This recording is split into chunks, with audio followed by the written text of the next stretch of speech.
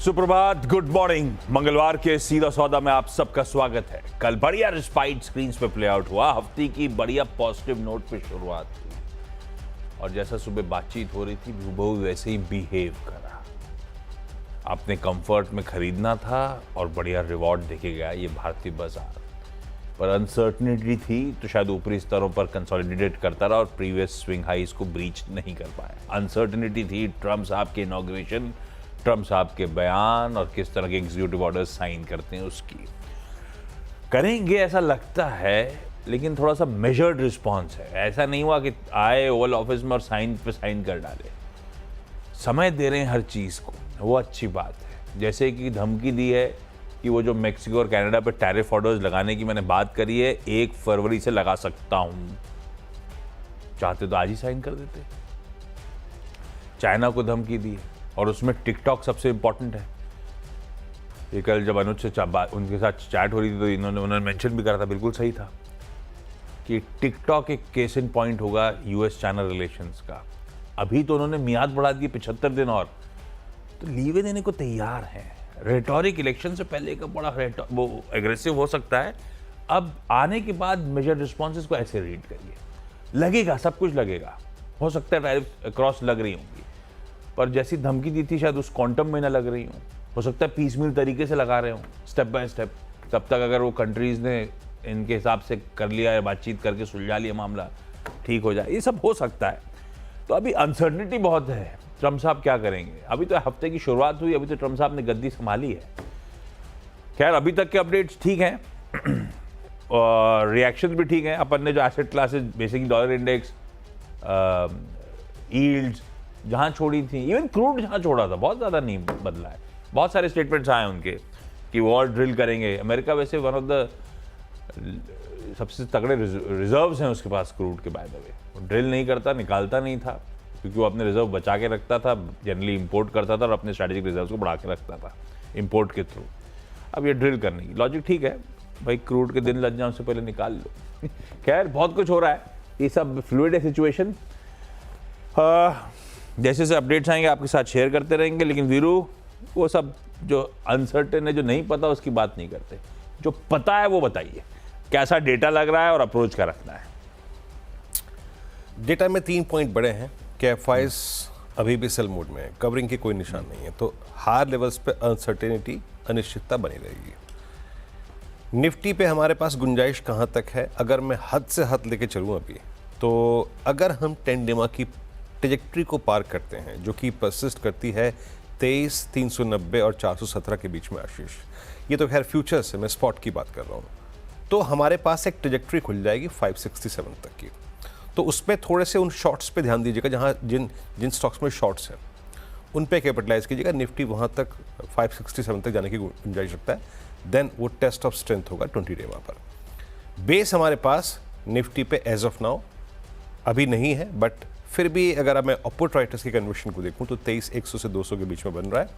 और रही बात निफ्टी बैंक, आशीष सबसे बड़ा टेस्ट इस बाजार करेक्टर का और निफ्टी बैंक का होगा 49,900 से लेके करीब 50,900 के बीच में। मल्टीपल की एवरेजेस वीकली और डेली वहीं परसिस्ट करते हैं, तो मैं ध्यान दे रहा हूँ 390, 417 से लेकर 567 के बीच के स्विंग पर एज ऑफ नाउ, आशीष।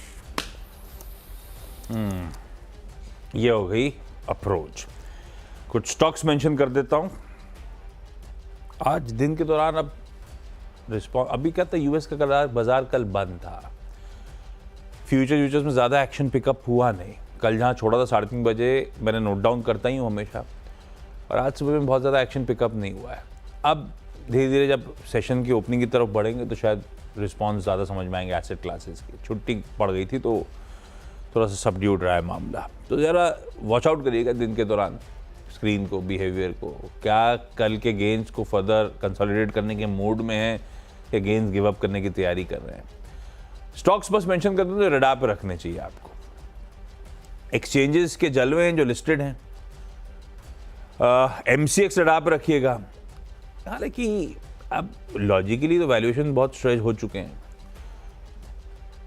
पर नतीजे अच्छे, नतीजों पे तो ग्रीन रखता हूं।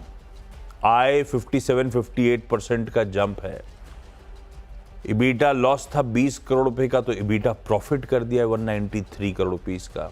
इसका मतलब कैलकुलेट करूं तो 64% के मार्जिन हो गए हैं, और नेट लॉस से भी 160 करोड़ रुपए का शुद्ध मुनाफा कर डाला है कंपनी ने।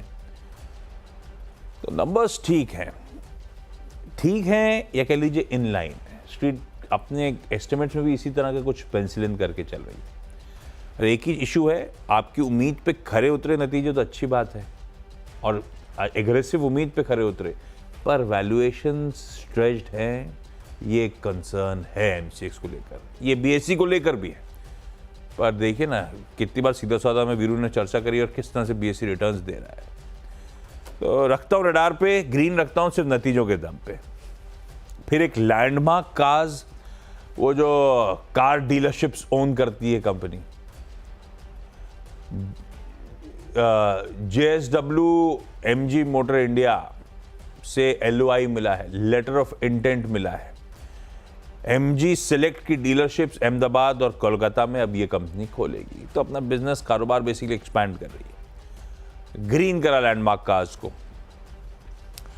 सिप्ला, मैं सिप्ला को ग्रीन ले जा रहा हूं, हालांकि खबर बुरी है, पर वो क्या है, माइल्ड रेड खबर है, इसीलिए ग्रीन कर रहा हूं स्टॉक को। यूएस FDA ने इनकी गोवा की मेडिस्प्रे लेबोरेटरीज की जांच करी थी, मैन्युफैक्चरिंग फैसिलिटी की। फॉर्म 483 जारी करा, मतलब रिपोर्ट जारी करी, जिसमें एक आपत्ति सामने आई है, एक आई है, और मैंने इनकी रिलीज टटोली थी कि कुछ स्पेसिफाई कराओ किस तरह की आपत्ति आई, वो नहीं आया है। तो आई एम होपिंग सो कि एक आपत्ति उस प्लांट को लेकर सुलझा लेंगे। थोड़ा सा कूल ऑफ स्टॉक है, इससे ग्रीन कर दिया। मैं इसको रेड नहीं ले जा रहा। 3 हरे हो गए वीरू के। मैं भी शुरुआत करता हूँ अपनी टीम की, और मैं थोड़ा सा फार्मा को ही तवज्जो दे रहा हूँ यहाँ पर। आशीष, बायोकॉन, जिसको मैंने अपनी टीम में बहुत बार सम्मिलित किया है, मेरे ख्याल से मैं इसको 340-50 से इसके डेटा के आपको रोज ब्यौरा पेश करता हूँ।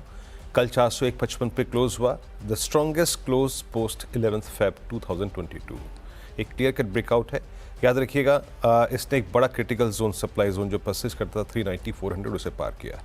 ओआई देखिए, complete science of short covering, 400 के कॉलाइटर बैकफुट पे थे, और मेरे ख्याल से अब जिस क्लस्टर पे हमें फोकस करना, मैं बहुत वाइल्ड बात नहीं करूंगा अभी यहाँ पे, अभी मैं 413 पे फोकस करूंगा। अगर 395 की ट्रैजेक्टरी होल्ड कर रहा है, दैट मीन्स ये पुट राइटर्स के कन्विक्शन पे रिएक्ट कर रहा है।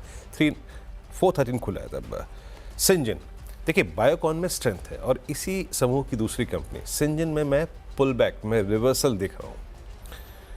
कल की लोअर शेडो काफ़ी वाइल्ड, 1% ओआई शेड हुआ, लॉन्ग क्रिएट हुए, और कल प्राइस में लोअर शेडो वाइल्ड के साथ, यानी प्राइस नीचे नहीं टिका और 200 डेमा को रीगेन किया। अब किस कसौटी पे चलना है इसको देखिए, अब ये अगर 824, 830 के ऊपर चलना शुरू करे तो ये शॉर्ट टर्म एवरेजेस को टेस्ट करने जाएगा, जो कि करीब 835 और 846 पे प्लेस्ड है। तो सिंजन की रीडिंग करिएगा, लेवल लिख कर रख लीजिएगा। और जहाँ तक B2 का सवाल है, देखिए बजाज फिनसर और फाइनेंस, और मुझे कहने में कोई परहेज नहीं होगा, लास्ट टाइम जब मैंने पिक किया था तो next day momentum fizzle out हो गया था। But out of these two, I mean B2, Bajaj finance and Finserv की प्लेसमेंट ज़्यादा मुझे इंप्रेस कर रही है। स्ट्रॉन्ग बाइंग थी, 4.5 लाख शेयरों का, सॉरी 6.25 लाख शेयरों का बिल्डअप था।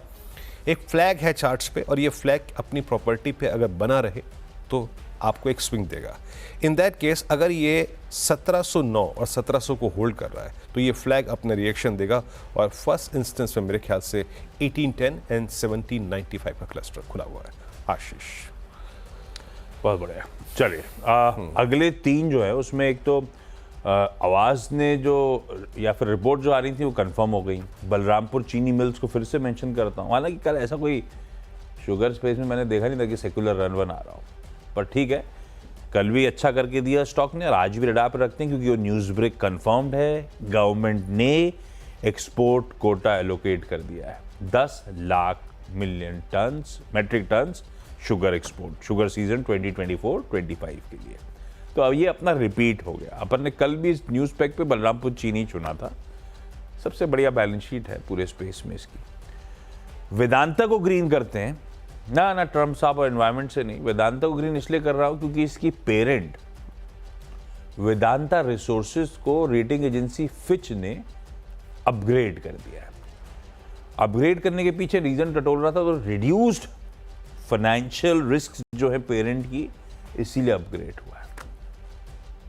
बढ़िया खबर है, ग्रीन है ये, क्योंकि आप सब जानते हैं वेदांता के पेरेंट के पेन के चलते वेदांता में भी दिक्कतें आती रहती हैं। तो पेरेंट का प्रेशर ईज ऑफ होना, रेटिंग अपग्रेड होना, मैंने सब्सिडरी को मेंशन कर दिया, आर्म को मेंशन कर दिया। ओबरॉय रियल्टी, हालांकि नंबर साल दर साल है लेकिन हर पैमाने पे ठीक ही है। ये स्टॉक करेक्ट हो रहा था, नंबर से पहले ट्रैक्शन चैनलाइज होना शुरू हुआ है, मैक्रोटेक में भी ओबरॉय में भी। आय 34% बढ़ी, इबिटा 68% का जंप है, मार्जिन बढ़िया 48% वाले 60% के आसपास पहुंच गए और इसलिए मुनाफा 71% का जंप दिखा रहा है। खैर ये ट्रिप ठीक है।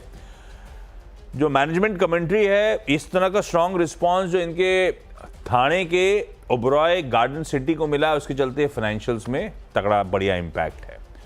और ये कह रहे हैं हमारे जो प्रीमियम सेगमेंट है, bespoke रेजिडेंसेस हैं, उसकी डिमांड बहुत रोबस्ट है और ये सच भी है। वो प्रीमियम की डिमांड तगड़ी है, तो ग्रीन ही रखते हैं इसको, रेडा पर रखिए करके नाम। बलरामपुर, वेदांता और ओबरॉय, अरे अपने सब ग्रीन ही होते चले जाने, वीरू 6 हो गए।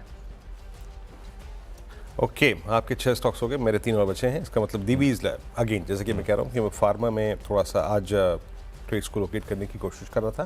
फार्मा में दीवीज का क्लोज अच्छा था।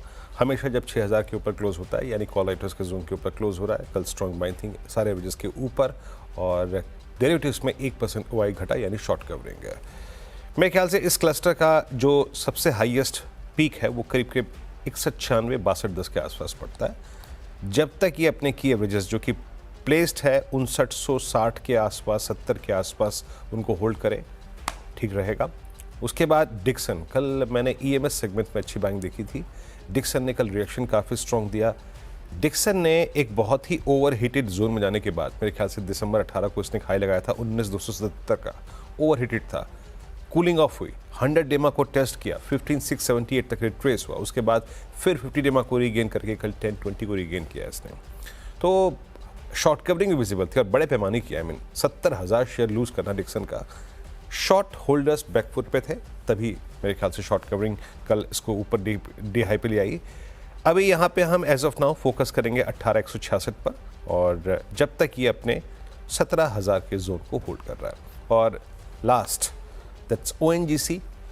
क्रूड का अभी की व्याख्या आशीष ने की ही थी और मैं दोबारा रिपीट नहीं करूँगा, बट क्रूड कल क्लोजिंग के वक्त जो था, ओएनजीसी और ऑयल इंडिया को एक स्विंग देखे गया जिसमें ओएनजीसी सारे एवरेजेस के ऊपर आके प्लेस्ड हो गया और 1% ओआई बिल्डअप हुआ, स्ट्रॉन्ग है। ओएनजीसी जब तक क्रूड स्ट्रॉन्ग है और 265 की ट्रैजेक्टरी को होल्ड कर रहा है, प्रिपेयरिंग इटसेल्फ फॉर 278। अभी यहाँ पे आशीष और मैंने अपने 6 लॉजिक दे दिया, याद रखिएगा किसी भी लिहाज से ये बाय कॉल नहीं है, इट्स ओनली आई थिंक हम सेटअप समझा रहे हैं। निफ्टी में क्या हुआ, स्टॉक्स पे न्यूज़ फ्लो क्या था और टेक्निकली स्टॉक्स कहाँ पर आके बैठे हैं, कहाँ तक की गुंजाइश नजर आ रही है। अपने सलाहकार की राय ज़रूर रखें। एक ब्रेक के बाद चाचा स्टॉक्स लेके और हाजिर होते हैं।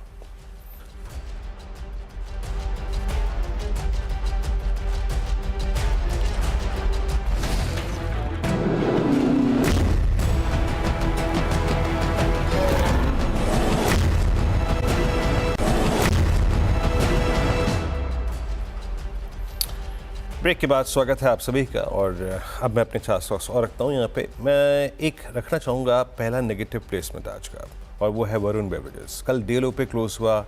ये स्टॉक पहले भी अपने 200 डे एक्सपोनेंशियल मूविंग एवरेज के नीचे ट्रेड कर रहा था, बट अब एक चीज़ याद रखिएगा, इसमें फरवरी 2024 से लेके अब तक का पूरा जोन कल कोलैप्स हो गया। और ये अगर अब 540 नीचे ट्रेड करना शुरू करता है कैश में, दैट मीन्स ये अपने आप को प्रिपेयर कर रहा है फर्दर डाउन साइड के लिए। कल शॉर्टिंग बेसिस स्टॉक में हुई है और मैं कुछ देर के लिए इसको वीकली पे ट्रांसलेट करूँ ना, तो वीकली पे ऑलरेडी एक बहुत बड़ा ब्रेकडाउन हो ही चुका है। तो वरुण बेवरेज प्लेसमेंट काफ़ी नेगेटिव है। Aarti industries out of derivative ban, और कल इसमें फिर से वो मोमेंटम कायम रहा और डे हाई पे क्लोज हुआ 50 डेमा के ऊपर। शॉर्ट कवरिंग का क्रम जारी है, हालांकि पोर्शंस को काफ़ी घट गई तो डेरिवेटिव्स बाहर आ गया है अब बैन से। मेरे ख्याल से अब ये प्रिपेयर कर रहा है अपने आप को एटलीस्ट फॉर 475, जहां पर अक्टूबर 3rd वीक के स्विंग लोस हैं, उस पर नज़र रखिएगा।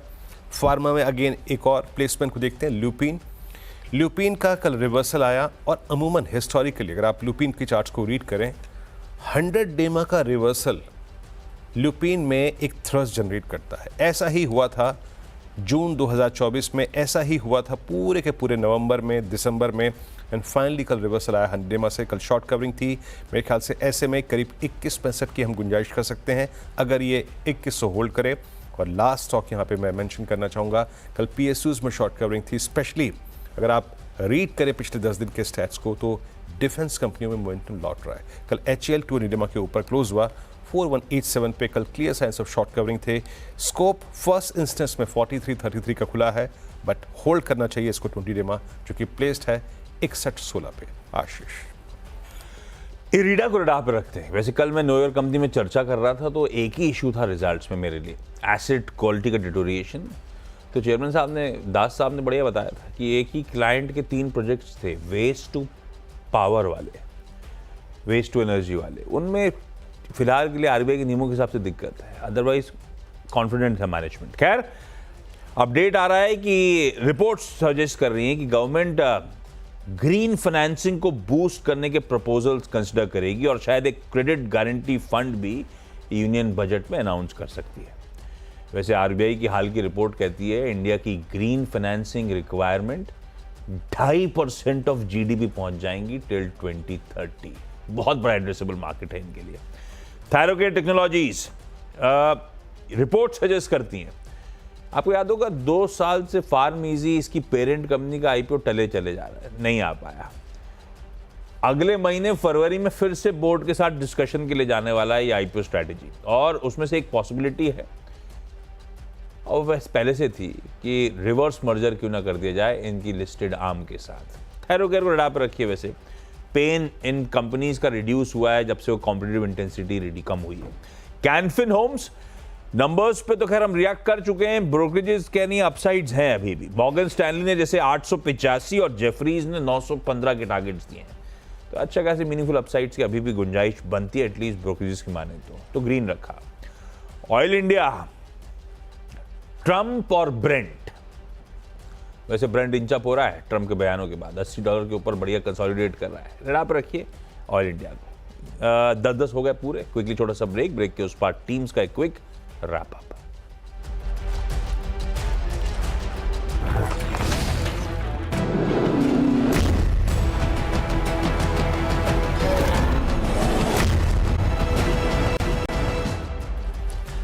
स्वागत है एक बार फिर से। और ये टीम का अगर आप देखें जो आज हमने स्टॉक्स इंक्लूड किए अपनी टीम में, उसका पूरा ब्यौरा पेश कर रहा हूँ मैं।